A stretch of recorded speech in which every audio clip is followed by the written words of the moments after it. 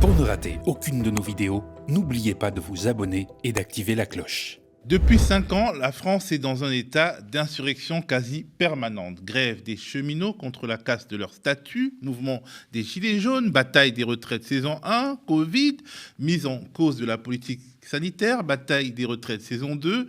Le climat politique est électrique. Les institutions ne parviennent plus à digérer des contradictions qui ont pour cause principale l'accélération de la contre-révolution néolibérale. Plus le pouvoir se crispe, plus les formes de sa contestation se font inventives. Mais pour l'instant, le mouvement social résiste mais ne gagne pas. Que faire?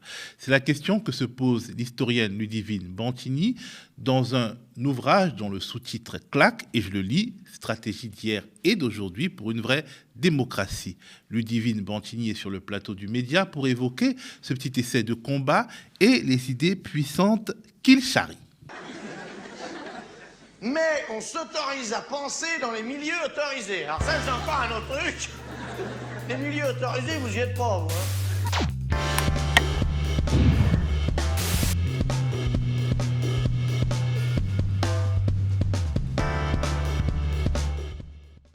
Bonjour Ludivine. Bonsoir Théophile, merci pour cette présentation et cette invitation. Petite question de forme, mais pas que peut-être. Pourquoi ce titre, Que faire, qui emprunte à Lénine? Oui, ça emprunte à Lénine, mais en fait, c'est une question assez basique. Alors, c'est vrai que c'est un clin d'œil qui est à la fois grave et un peu léger aussi, c'est-à-dire un peu auto-ironique. Je ne me prends pas pour Lénine. Et comme je le dis très rapidement dans l'ouvrage, il s'agit plutôt d'une synthèse inspirée de beaucoup de luttes, de beaucoup d'écrits, de beaucoup d'expériences historiques aussi, parce que, comme tu l'as rappelé, je suis historienne, et donc j'ai essayé dans ce livre de mettre à profit et surtout au pot commun ce que l'on peut retirer de l'étude historique de certaines grandes mobilisations, voire de certains grands mouvements insurrectionnels ou révolutionnaires. Donc le que faire. Je répondrai aussi à ta question sous l'angle de la nécessité absolue de revenir à des enjeux stratégiques. Il me semble que les luttes, comme tu l'as souligné, sont extrêmement puissantes, sont créatives, sont déterminées, pleines de bravoure, je dirais. Mais en même temps, elles sont souvent défaites. Pas toutes, parce qu'il y a aussi des mobilisations locales qui triomphent parfois. Mais je crois que ce qu'on a perdu depuis plusieurs décennies, et je ne prétends pas apporter une solution, mais en tout cas poser ces questions, c'est une réflexion stratégique collective, y compris dans les organisations politiques, dans les associations, dans les collectifs. Je ne parle pas que des partis politiques, mais voilà, la question stratégique mérite d'être à nouveau posée de manière extrêmement déterminée, me semble-t-il. Alors, je voudrais qu'on commence par évoquer un peu l'actualité, avec cette bataille des retraites qui est un peu en pause, mais qui va rebondir début juin, avec une journée d'action et de mobilisation le 6, mais aussi avec la niche parlementaire du groupe Lyot sur l'abrogation de l'article 7 de la réforme des retraites le 8. Bref, cette pause, elle est propice à un peu de réflexion et de mise en perspective. Et je voudrais te demander comment tu analyses le grand effort populaire de ces derniers mois, et aussi te poser la question, qu'est-ce qui bloque? Que faire? Alors, en effet, dans ce mouvement, il a été... Alors, je vais essayer de ne pas en parler trop au passé. Il l'est. Mais jusqu'à présent, il a été très, très puissant. On n'a jamais vu de tel, me semble-t-il, participation aux manifestations. Et il me semble que c'est vraiment historique, y compris par rapport à un événement que je connais bien pour en avoir fait l'histoire, le mouvement de mai-juin 68, avec une grève générale. On va y revenir peut-être, c'est peut-être la grande différence. Mais y compris en 68, il n'y avait pas du tout ce nombre de manifestations. Là, on a vu, on le sait maintenant, on a bien regardé tout ce qui se passait dans des villes de toute taille. Donc la mobilisation, elle a pris vraiment partout, avec une immense colère. Et aussi, pas seulement une colère, pas seulement quelque chose de défensif, mais quelque chose non seulement d'offensif, mais également de constructif. Je veux dire, il y a eu vraiment des propositions alternatives à la contre-réforme des retraites. On ne s'est pas contenté de dire non merci, en fait. C'est toute une conception du monde, c'est toute une conception de l'existence qui a été posée dans ce mouvement. De ce point de vue, c'est extrêmement puissant. Il y a une vraie puissance collective qui s'accumule. Tu as cité vraiment une période insurrectionnelle depuis quelques années. Je suis d'accord avec ce terme. Il y a eu cet immense soulèvement populaire des Gilets jaunes. Et d'ailleurs, il y a en quelque sorte des inspirations réciproques. On a toujours les chants des Gilets jaunes présents dans la mobilisation récente. En revanche, je crois que ce qui nous manque, Tu as parlé de journée d'action, d'ailleurs, c'est intéressant. C'est beaucoup plus de continuité, beaucoup plus de sens du rapport de force. Alors, ça ne veut pas dire que intimement et collectivement, on ne l'est pas, ce sens du rapport de force, mais il n'empêche qu'on n'a pas réussi à le mettre en œuvre. Et en particulier, donc, nous avons fait quelques 14 journées de grève, hein, si j'ai bien compté. Il faudra que je regarde ma feuille de paye moi-même pour le mesurer encore davantage douloureusement. Et en même temps, voilà, on a fait des caisses de grève, il y a eu une très puissante solidarité qui se poursuit. Mais ces 14 journées de grève, aussi dispersées, de journée d'action en journée d'action, je pense que ça n'est pas du tout efficace. Voilà. Et je crois que si on avait décidé collectivement, avec une impulsion à la fois par le bas et par le haut, si j'ose dire, par une plus puissante auto-organisation à la base, comme ça avait pu exister, je ne veux pas fétichiser les mouvements précédents, mais comme ça a existé beaucoup en 1995, en 2003, en partie en 2006, des formes interprofessionnelles, des formes de coordination. Ça nous a manqué. Et je pense aussi que ce qui nous a manqué, c'est que la grève soit plus puissante dans la continuité de cette grève.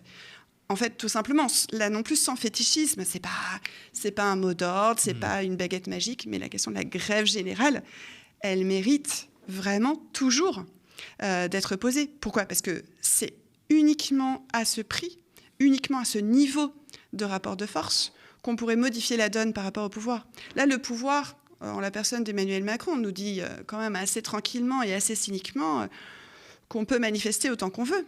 Il nous dit, vous avez le droit de manifester, mais oui, c'est parfaitement légitime, à partir du moment où on respecte l'ordre public, etc., bien sûr. Il met en œuvre une violence policière d'un niveau sans cesse plus exacerbé, mais voilà, il nous fait comprendre que ça ne suffit pas du tout. Alors, on a parlé donc des mouvements sociaux précédents, mais en 2023, le monde du travail est beaucoup plus éclaté.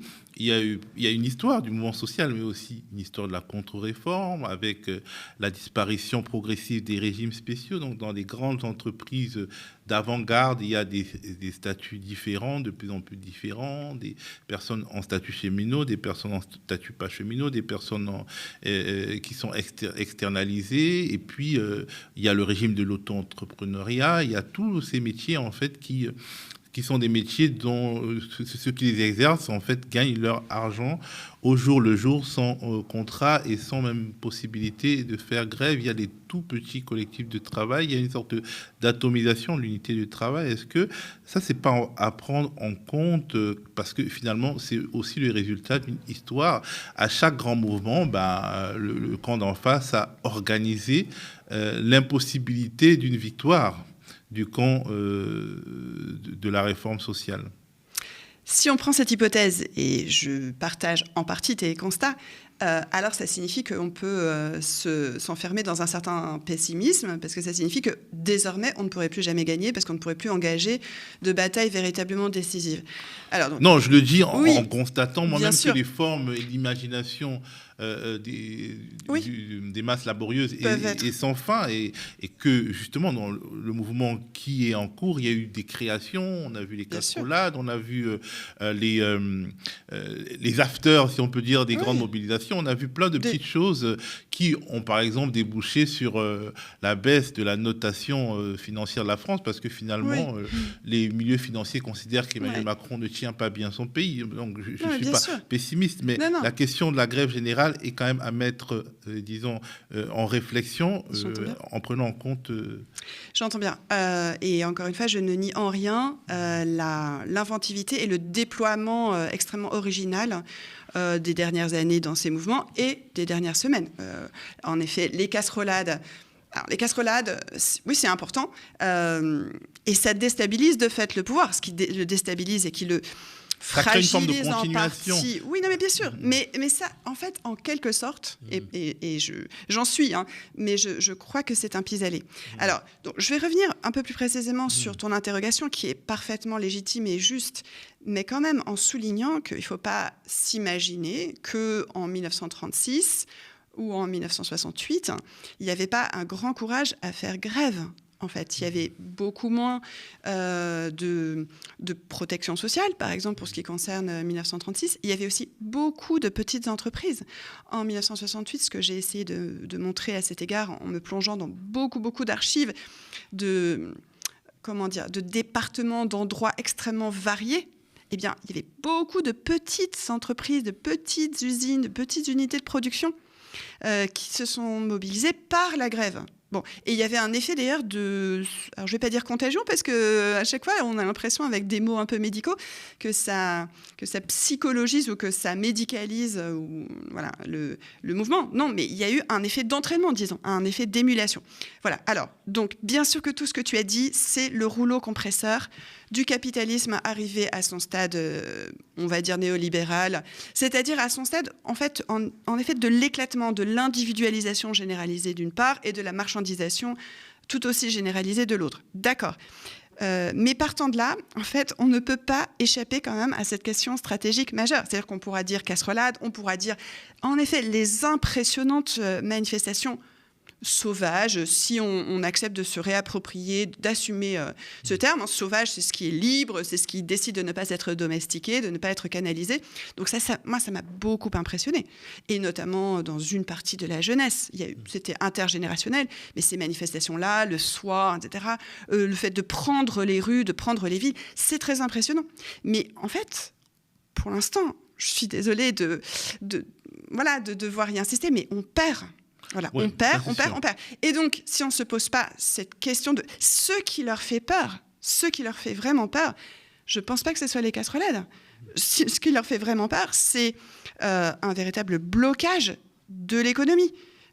Et d'ailleurs, il n'est pas anodin qu'à un moment, le 7 mars, l'intersyndicale, et notamment la personne de Laurent Berger, puisqu'il a assuré que c'était lui qui avait forgé ce terme, cette expression, c'était mettre le pays à l'arrêt.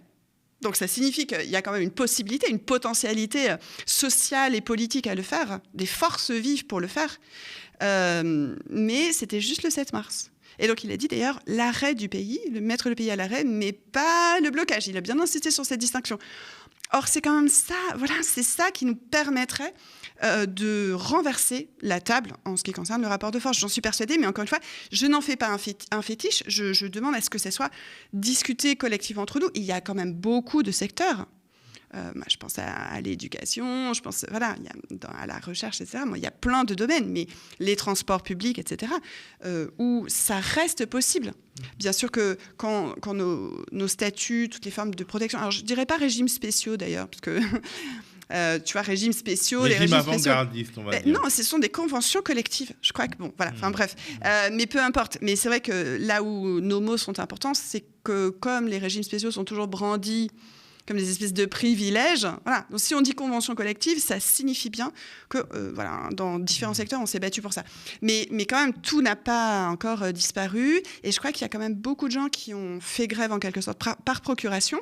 Ça devient une vraie question sociale et politique. Les caisses de grève, beaucoup de caisses de grève. On va mettre dans les caisses de grève. J'ai des collègues qui ont dit « je ne fais pas grève », alors qu'ils pouvaient le faire. Enfin, vraiment... en mettant dans les caisses de grève, c'est-à-dire que financièrement, ça signifie qu'elle et il pouvaient faire cette grève, mais étaient retenus, en l'occurrence, je suis dans l'éducation nationale, donc étaient retenus par les élèves, les programmes, le bac, les examens, tout ça, et la conscience professionnelle. Bon. Alors, si j'ai bien compris ton livre, tu nous mets en garde à plusieurs reprises contre le piège réformiste à gauche, et tu fais remonter les conséquences de ce choix-là depuis assez longtemps, au point d'écorcher quelque peu le mythe du Front populaire. Le Front populaire, ce beau moment d'exaltation du camp du progrès social avant la Deuxième Guerre mondiale. Tu reviens aussi sur les trahisons de la gauche de gouvernement contemporaine depuis 1981, de manière assez précise et détaillée. Alors, c'est quoi le problème avec le réformisme ? Je ne veux pas dire qu'il s'agisse d'un piège. Et ce que je veux vraiment souligner ici, c'est que, pour moi, il s'agit pas... Tu pointes un problème, quand même. Comment ? Alors, je vais expliquer pourquoi il y a des apories. Apories, c'est quand on est face à une contradiction quasiment insoluble. Alors, moi, c'est le mot qui me vient quand même souvent, parce que, de fait, on est face à des contradictions. Et il faut au moins contribuer collectivement à se les poser avec franchise, je crois. Ce que je dis, j'essaie de le dire vraiment fermement, je vais l'affirmer ici, et merci encore de m'en donner la possibilité, c'est... qu'il faut arrêter d'être sectaire. Voilà, c'est pas réforme ou révolution, c'est pas autonomie ou vote, c'est pas ZAD ou Union populaire. Voilà. Non, je pense qu'il faut vraiment jouer toutes les cartes et il faut vraiment faire converger, faire fédérer toutes nos initiatives. On n'a plus le droit, en fait, on n'a plus le temps des querelles de chapelle, même si elles vont bien au-delà de ça et qu'elles posent, encore une fois, des questions stratégiques. Donc, moi, je soutiens les organisations politiques qui ont un véritable programme émancipateur, qui ont un véritable programme issu d'ailleurs souvent des luttes. On voit dans le programme de l'Union populaire, par exemple, je dis Union populaire parce que ça a été quand même la force centrale à gauche, mais voilà, on pourrait parler de la NUPES de manière générale, bon, avec bien des nuances, mais l'essentiel n'est pas là. Pour l'instant, c'est que c'est un programme, en effet réformiste, mais à entendre dans le bon sens du terme. Moi, il n'y a aucun caractère de disqualificatif dans ce terme de réformiste. Il y a des réformes à faire, qui sont des réformes de progrès social, qui sont des réformes d'épanouissement social. La question... Alors voilà le mais, la question que je souhaite poser avec tant d'autres, c'est comment ces réformes peuvent-elles être concrètement mises en place dans un système où tout s'oppose à elles, tout s'oppose à ces réformes. Et donc j'essaie de prendre des exemples. J'ai le temps d'en prendre un ? Oh, absolument. Alors, dans le programme de l'Union populaire, il y a la limitation de l'écart des salaires. 1 à 20. Bon, 1 à 20, ça me semble déjà beaucoup. Mais Bernard Friot dit 1 à 3. Voilà, bon. Donc, 1 à 20, mettons. Mais ce n'est pas la question majeure pour moi. Ce n'est pas quelle fourchette. C'est le comment. C'est-à-dire qu'en fait, si on passe par la législation, par la loi, voilà, on va interdire par la loi aux entreprises d'avoir un écart de salaire supérieur à 1 à 20. En fait, les grandes entreprises en particulier, elles se contrecarrent de la loi. On le voit au quotidien.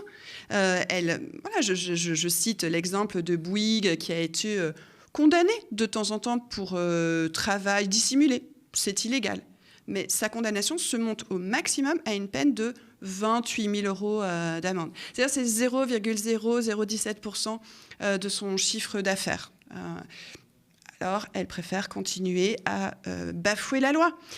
Et donc, en fait, voilà, ces réformes-là, et en effet, j'ai essayé de le voir, je suis plongée dans les archives du Front populaire, et je ne veux pas écorner cette lutte incroyable qu'a été le Front populaire. Une grève en partie généralisée, avec des occupations très impressionnantes, très courageuses, pleines de joie. Justement, il y a eu une forte joie sous le Front populaire. Et ce sont d'ailleurs ces grèves-là qui ont permis d'arracher des conquêtes qui n'étaient même pas au programme du rassemblement Front populaire. En particulier, les congés payés. Mais ce que je vois dans les archives, mais vraiment, et partout, je veux dire, c'est pas que dans les grands bastions industriels, partout où je vais, c'est que le patronat, très rapidement, redresse la tête. Dit, en fait, non, mais là, les congés payés, ça ne sera pas possible. Là, les augmentations de salaire, ça ne sera pas possible non plus. Donc là, ça sera seulement 5 jours de congés payés et pas 15 jours. Et puis, les augmentations de salaire sont balayées, mais extrêmement vite, par l'inflation. Et donc, d'ailleurs, il y a un nouveau mouvement de grève, ce qu'on sait moins. On connaît bien les grèves, en particulier de mai et juin, surtout juin 1936. Mais après, à l'automne... En fait, comme on voit qu'il y a une manière de renier, voire de remettre en cause les conquêtes sociales liées aux accords de Matignon, eh bien, il y a à nouveau des grèves et elles sont durement réprimées. Et d'ailleurs, le gouvernement de Front populaire, encore une fois, réprime les grèves. C'est difficile à entendre. Roger Salengro, en général, on l'associe à un personnage important dans l'histoire du socialisme. C'est de surcroît quelqu'un qui est mort dans les conditions les plus tragiques qui soient, puisqu'elle a mis fin à ses jours face à une diffamation horrible et infâme de l'extrême droite de l'époque, des ligues fascistes de l'époque. Mais il n'empêche qu'il était ministre de l'Intérieur et à ce titre, il a envoyé l'armée dans certaines usines qui étaient encore en grève à la fin de juin 1936. Pourquoi ? Parce qu'en fait, à un moment, il y avait une alternative terrible.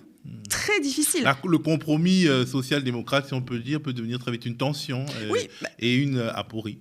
Une aporie. Donc, le compromis social-démocrate. Et encore une fois, social-démocrate, par exemple, je pense que j'espère ne choquer personne, mais je vais essayer de m'en expliquer en 2 mots. J'espère ne choquer personne en disant que la France insoumise, une partie de la NUPES, sont des forces social-démocrates. Bah oui, mais non, mais attention, parce que maintenant, social-démocrate... Non, il y a SOSDEM et social-démocrate. Voilà, c'est terrible. Non, mais c'est terrible, parce qu'on pense que la social-démocratie, c'est Blair, ou c'est Strauss-Kahn, ou c'est Hollande. Non, c'est pas ça du tout. Social-démocratie, c'est au sens où l'entendait les forces du socialisme au début du XXe siècle, c'est au sens où l'entendait Jaurès, c'est-à-dire, en fait, menons des réformes qui, au bout du compte, vont aboutir à une abolition du capitalisme, un renversement de ce système d'exploitation et de profit. Et oui, donc là, il y a une contradiction, parce que l'alternative est terrible. C'est soit on décide de mettre en place véritablement ces réformes en touchant du coup aux rapports sociaux, en touchant notamment aux rapports de propriété, c'est ce que j'essaie vraiment d'interroger beaucoup dans ce livre, parce qu'en fait, la propriété éventuellement des logements des personnes qui nous écoutent, évidemment la propriété privée des moyens de production, parce que si on se laisse déposséder par cette possession de ce qui nous fait vivre, de ce qui nous permet de travailler, etc., la démocratie est déjà très, très abîmée. Donc soit on cède, et la plupart des gouvernements qui se voulaient sincèrement réformistes ont cédé aux injonctions du capital, et ça se voit encore davantage, si possible, dès 1981, pas seulement le tournant de la rigueur de 1983. J'essaie de montrer que c'est beaucoup plus précoce que ça.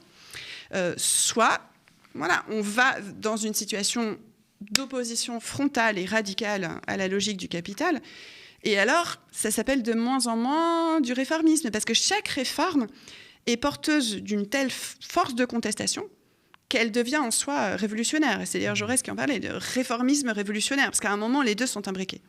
Mais les deux peut-être se rejoignent dans le concept de démocratie, en tout cas tel que tu l'entends, parce que tu participes dans ce livre à lui redonner du contenu à ce mot, démocratie, à un moment où de plus en plus de monde n'y croit plus, ou pense que nous ne vivons pas en démocratie. La démocratie, pour toi, ne peut être résumée à un rituel électoral. Elle est bien plus que cela. Par exemple, elle inclut forcément, et tu l'as dit juste avant, la possession des moyens de production par les citoyens, qui sont aussi des travailleurs et des travailleuses. Et tu évoques même un concept qui m'a marqué, le concept de grève autogestionnaire.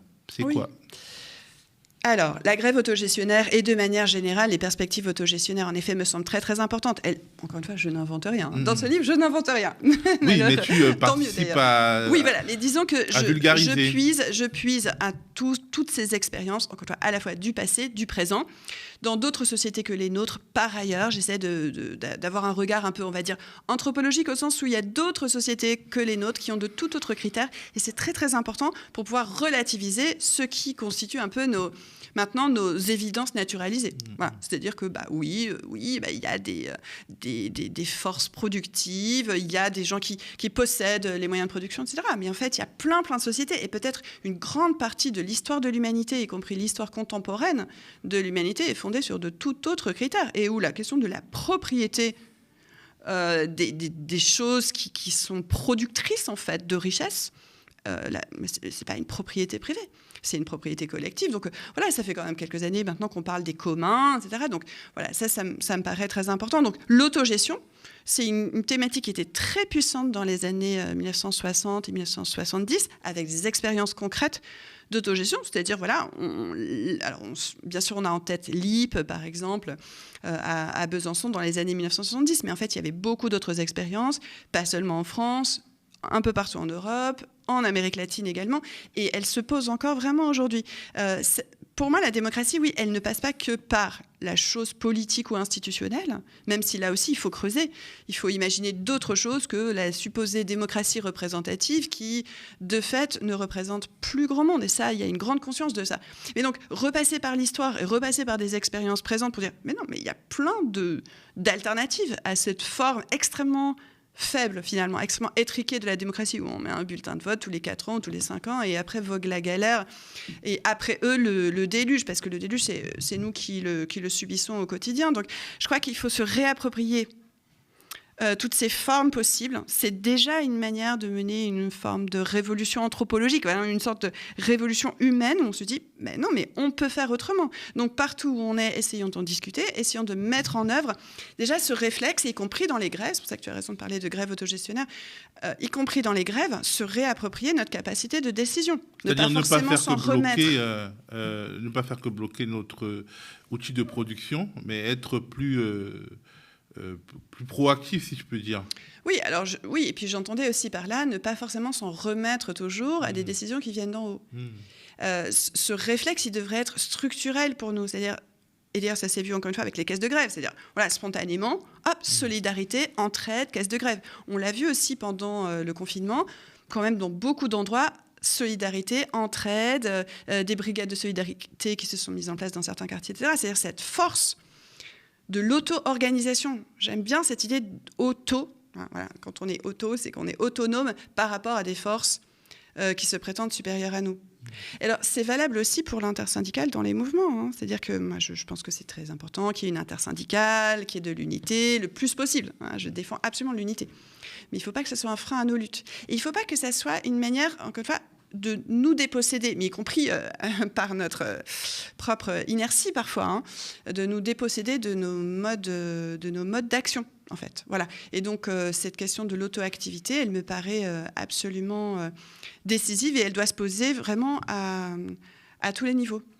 Alors, comme pour répondre à l'avance à ceux qui t'opposeraient les mots révolution, Staline, dictature, tu traces les contours d'un itinéraire révolutionnaire qui ne dépendrait pas uniquement d'un grand soir, et tu empruntes à Bernard Friot, qu'on connaît ici aux médias, son concept de déjà là communiste pour, disons, montrer qu'on peut, dès à présent, aller en avant, gagner, passer à l'offensive d'une certaine manière, si j'ai bien compris. Oui. Alors, j'ai justement une nuance avec Bernard. Bernard Friot, que j'aime beaucoup et dont j'apprécie énormément le travail, et de manière beaucoup plus générale, le travail de Réseau Salariat, le travail de toutes les personnes qui s'impliquent avec beaucoup de... Là aussi, non seulement beaucoup d'imagination extrêmement constructive, mais de réalisation dans les faits. C'est pour ça que je tiens, comme je l'ai fait dans le livre, à citer par exemple le travail de Laura Petersel et Kevin Sertenay. Kevin, il est paysan, voilà, il travaille dans une sorte de ferme coopérative dans les Deux-Sèvres. Et Kevin et Laura, dans un ouvrage qui s'appelle Régime général, posent la question de la sécurité sociale de l'alimentation de manière extrêmement précise, concrète, très vivante. Donc il n'y a pas que Bernard Friot, il y a beaucoup de personnes qui non seulement se posent ces questions, mais essayent de les résoudre dans la vie quotidienne. Donc pour montrer qu'en effet c'est possible. Mais disons que la nuance que j'ai avec Bernard, mais c'est aussi une discussion qui a été soulevée par exemple dans l'ouvrage de dialogue entre Frédéric Lordon et Bernard Friot qui s'appelle En travail, c'est en fait, si on veut étendre ce déjà-là, alors voilà, il y a du déjà là, il y a la sécurité sociale, il y a la fonction publique, donc le salaire à vie, même si j'aime pas beaucoup qu'on utilise le mot salaire, mais bon, on va pas chipoter ici sur les termes, c'est pas de la sémantique qu'on veut faire, c'est de la politique, mais on veut étendre, mais on revient à l'aporie, on revient à la contradiction de tout à l'heure. C'est-à-dire que Bernard, il nous dit, voilà, on va étendre, ça va se démultiplier. Et je pense qu'il va y avoir une force comme ça. Et d'ores et déjà, elle se déploie. Il y a de plus en plus de gens qui font des coopératives. D'ailleurs. Tout à fait. Je décris une multiplicité d'expériences concrètes de coopération. Mais en même temps, voilà, encore une fois, le capital, dont j'ai dit que, dans un livre précédent qu'il était ensauvagé, voilà, il est violent. On le sait très bien au quotidien. Eh bien, il ne va pas nous laisser faire tranquillement notre extension du déjà là. Et donc, c'est pour ça qu'il faut aussi poser la question du rapport de force et poser des questions sur la révolution, mais c'est pas nécessairement le grand soir. Pour autant, mon modèle... Mais c'est des petites bascules, on va dire. Oui, mais je pense que c'est autant de petites bascules qui, à un moment, font converger des forces vers un renversement. Parce que je crois qu'il faut quand même poser la question du pouvoir. Justement, tu évoques aussi un sujet assez tabou à gauche, hein, celui de la violence. La violence révolutionnaire ou contre-révolutionnaire, peut-on éviter la violence révolutionnaire telle que l'histoire nous l'a montré? Peut-elle permettre de gagner aussi dans un contexte de surveillance généralisée, technologique, algorithmique? Est-ce que ce qui s'est déroulé, ces grands moments de bascule qu'on a connus dans le passé, dans les sociétés qui étaient justement moins gagnées par la surveillance massive, peut-on gagner malgré ça? Peut-on conjurer la violence non révolutionnaire, contre-révolutionnaire, dont les autres noms, c'est racisme, réaction, recherche de bouc émissaire? Tu poses ces questions et je trouve que c'est avec un certain courage. Tu vas même jusqu'à douter du cadre national d'un contexte révolutionnaire, de la pérennité, de la pertinence du cadre national pour, disons, canaliser les formes de violence contre-révolutionnaire. On va y arriver, mais déjà, la question de la violence révolutionnaire. Alors, déjà, peut-être la base, je pense qu'on partage ici, c'est que ce monde est violent. Le monde capitaliste est violent. Comme tu l'as rappelé, il y a un racisme structurel qui est produit justement aussi par une volonté de division, de recherche du bouc émissaire. Il y a énormément de types de violences sexistes, de violences homophobes, de violences... Voilà. Bref, une violence, je dirais aussi d'ailleurs en partie validiste, parce que voilà, il y a un manque de réflexion, y compris souvent... parmi nous, de manque de réflexion sur cette question du validisme. Donc, ce monde est violent, et je finis par avoir coutume de citer un évêque brésilien qu'on finit par bien connaître parmi nous, parce qu'on le cite de temps en temps, c'est Don Helder Camara, qui avait dit que il y a 3 types de violence. Il y a la violence structurelle du système, en fait, un système social, économique, politique. C'est sa première violence. La deuxième violence, c'est celle qui lui réplique, qui se défend face à la première. Et la troisième, c'est celle qui réprime la deuxième. Voilà. Et donc, cette troisième violence, c'est une violence policière, c'est une violence répressive. Et il disait, mais il n'y a aucune raison de dire que la seule violence, ça serait la deuxième, c'est-à-dire la nôtre quand on veut résister. Donc, je pense qu'en effet, la violence, elle est souvent... en fait, elle est légitime à partir du moment où elle combat des formes de violence qui sont elles-mêmes structurelles et qui sont quand même à la fois beaucoup plus invisibilisées, notamment par les médias hégémoniques, mais qui sont ô combien plus destructrices de nos existences.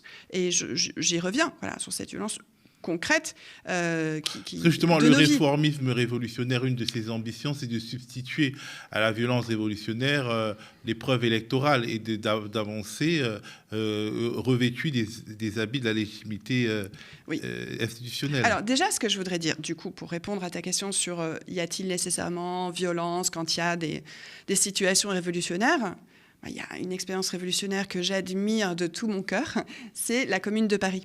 La Commune de Paris, en fait, c'était une révolution populaire incroyable, avec une prise de pouvoir, parce que j'y insiste, je crois qu'il faut vraiment poser cette question, sinon on pourra faire plein de petites choses dans nos coins respectifs, mais on n'arrivera pas à faire quelque chose de beaucoup plus massif. Et la Commune de Paris, elle a réalisé cette révolution sans violence. C'est-à-dire que dès le premier jour... le 18 mars 1871, il y a eu une fraternisation avec les forces de l'ordre et le nouveau pouvoir, essentiellement le pouvoir ouvrier, de manière générale le pouvoir populaire, s'est mis en œuvre sans violence. Alors après, il y a eu une violence terrible de la part de la répression, pas seulement lors de la semaine sanglante, mais tout au long de l'expérience. D'accord. Mais en fait, pendant ce temps, la Commune a pu montrer qu'une révolution sans verser une goutte de sang était possible. Bon. Il y a une autre révolution plus récente, en fait, 100 ans plus tard, c'est la révolution au Portugal, la révolution dite des œillets.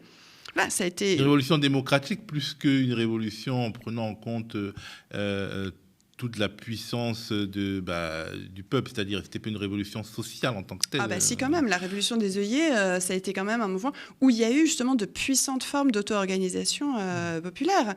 Ça, on l'oublie trop souvent parce que c'est comme au Chili. En fait, on finit par l'oublier parce que finalement, alors c'est quand même une révolution, parce que c'est quand même un renversement d'une dictature. Donc de ce point de vue, c'est bien une révolution, mais elle n'est pas passée que par les élections. Ça a été un mélange d'ailleurs, ça a été un mélange de forces armées, puisque c'est quand même l'armée, pour ce qui concerne la révolution de 1974 au Portugal, qui a joué un rôle important, mais il y avait aussi une forte auto-organisation populaire. Au Chili, c'est la même chose. On s'imagine souvent que le Chili, c'était uniquement une voie électorale, la voie chilienne vers le socialisme, mais il y avait beaucoup de collectifs auto-organisés à la base, dans les quartiers, dans les entreprises, etc. Petit à petit, ils ont été mis de côté, d'ailleurs. Bon. Et on a vu que, malheureusement et très tragiquement, de manière horrible, cette expérience de révolution, plutôt par une voie institutionnelle au Chili, a été renversée dans des conditions extrêmement dramatiques par le coup d'État de Pinochet.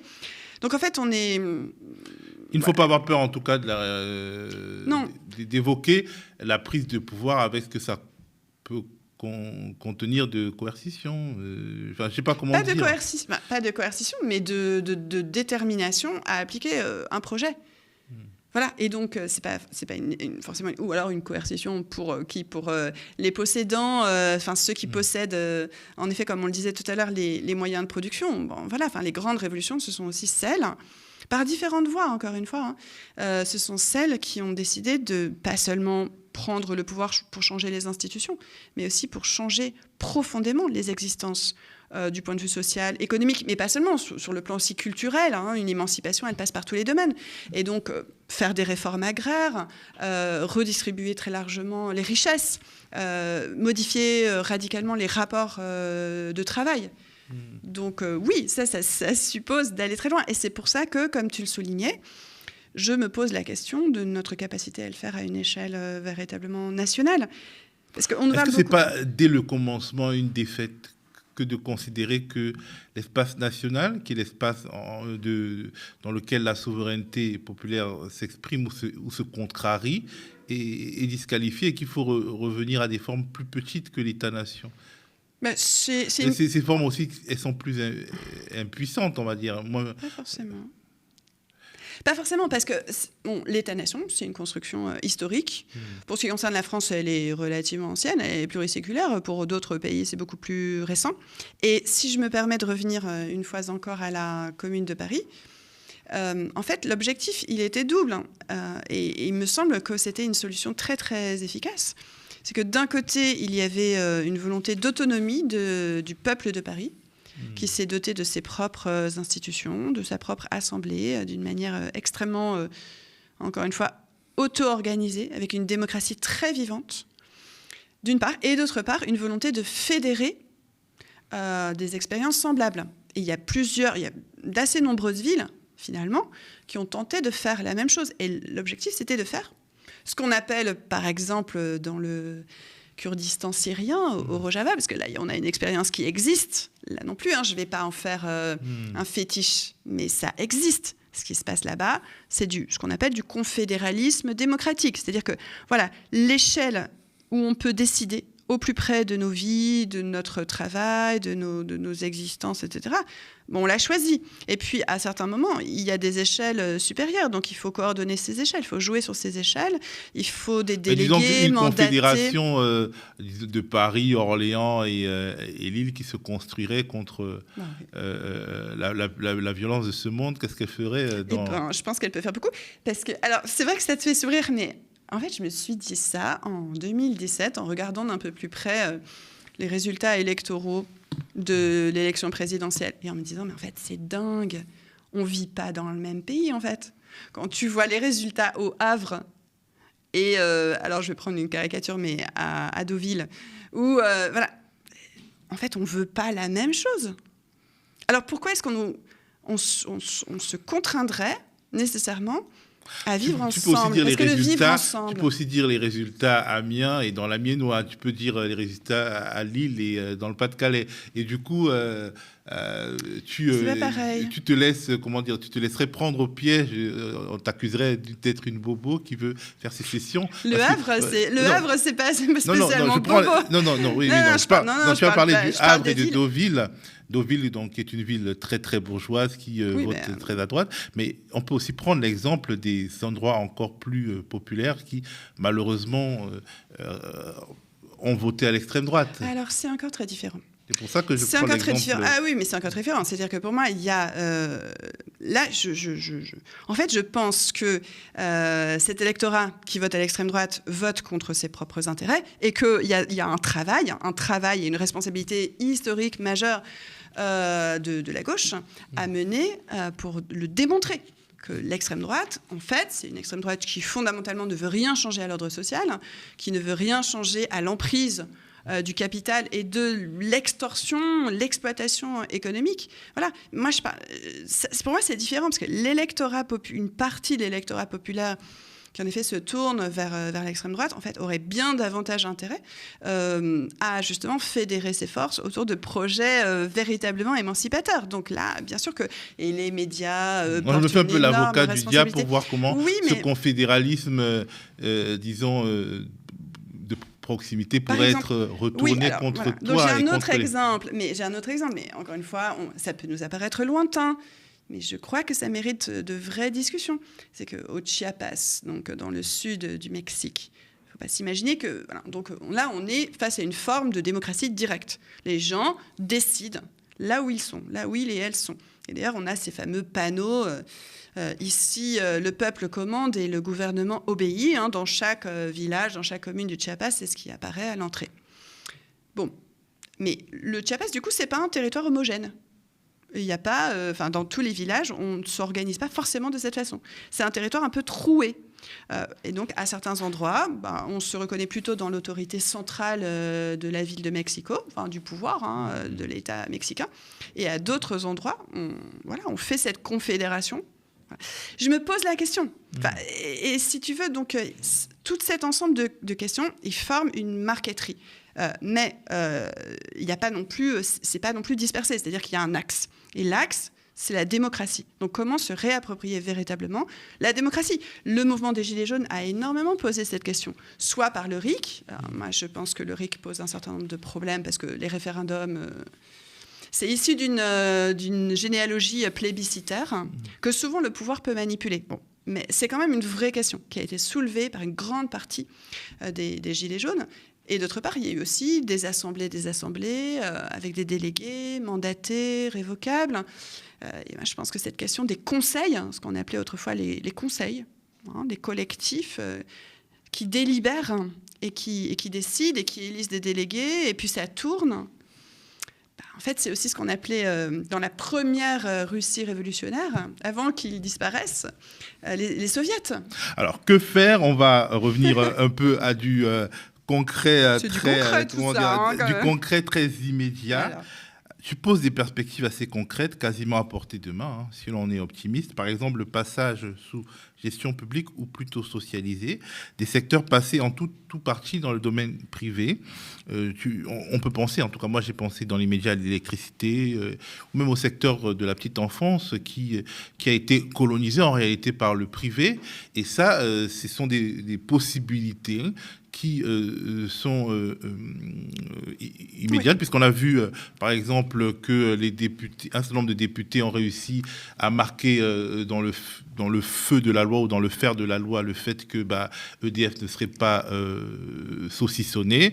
Mais on peut aussi imaginer que même à un niveau municipal, certaines villes consacrent le rôle public du secteur de la petite enfance ou de l'eau, et puis que la question, un certain nombre de questions comme ça se posent pour dire ici, c'est sanctuarisé, vous n'y toucherez pas.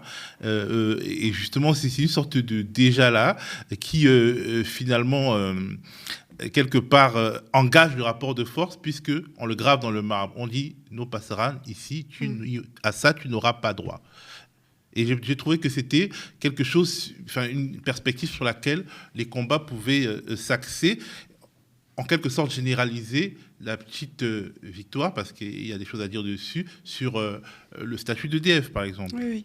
Pardon, je souriais à No Pasaran parce que du coup, forcément, ça fait penser à la Révolution espagnole, mais qui, là aussi, avait vraiment posé la question de la propriété privée des moyens de production. Mais bon, je ne veux pas revenir à ce qui t'apparaît trop lointain ou trop abstrait, mais quand même, c'est un autre exemple. Oui, mais c'est pareil, là, je suis en train de parler de propriété. Non, mais parce que, justement, tout à fait. Et donc, par exemple, pendant la Révolution espagnole, dans les grandes villes, mais aussi dans les campagnes, la question des services publics avait non seulement été posée, mais elle avait été mise en œuvre concrètement. Les gens s'étaient réappropriés les services publics, notamment les transports, l'énergie, etc. Donc oui, je suis absolument d'accord avec cette perspective-là. Et d'ailleurs, on en ressent l'urgente nécessité d'une manière qui est désormais extrêmement vaste. Moi, je connais y compris des personnes qui étaient plutôt des personnes de droite. J'en connais pas beaucoup dans mon entourage, mais j'en connais. Passez aux aveux, Madame Anthony. Non, je suis vraiment impressionnée par certaines trajectoires. Et ça me fascine. Des gens qui ont été des personnes de droite et qui aujourd'hui sont en panique de voir notamment cette question des services publics mise en cause, et dès lors qui se gauchise à vive allure. Il y a beaucoup de trajectoires comme ça, en fait. C'est vrai qu'on a plutôt l'impression que, par exemple, dans les trajectoires biographiques, plus on vieillit, plus on est à droite. Mais en fait, moi, je vois beaucoup l'inverse. Parce que on a cette nécessité absolue qui est posée par le désastre écocide, le désastre d'une destruction du vivant, biocide, enfin, voilà, cette catastrophe environnementale. Mais pas seulement. C'est-à-dire que désormais, on le vit au quotidien. Cette conséquence dramatique de la privatisation de tout, de la privatisation de nos vies, mais de la privatisation de tous les secteurs. Donc je pense que ça, en effet, c'est un point d'appui majeur dont la conscience s'est beaucoup déployée et qui pourrait être un point de bascule. C'est-à-dire, comme tu le dis, pas touche en fait, no passaran, donc ils ne passeront pas. Et pour moi, c'est ça aussi le véritable réformisme. C'est-à-dire que le réformisme, c'est celui qui dit que le capital n'est pas le bienvenu dans des secteurs dont tu as dit qu'ils étaient sanctuarisés. C'est au moins, on va repousser sa logique de colonisation, tout à fait d'accord aussi avec ce terme, cette logique de prédation, d'intervention souvent catastrophique.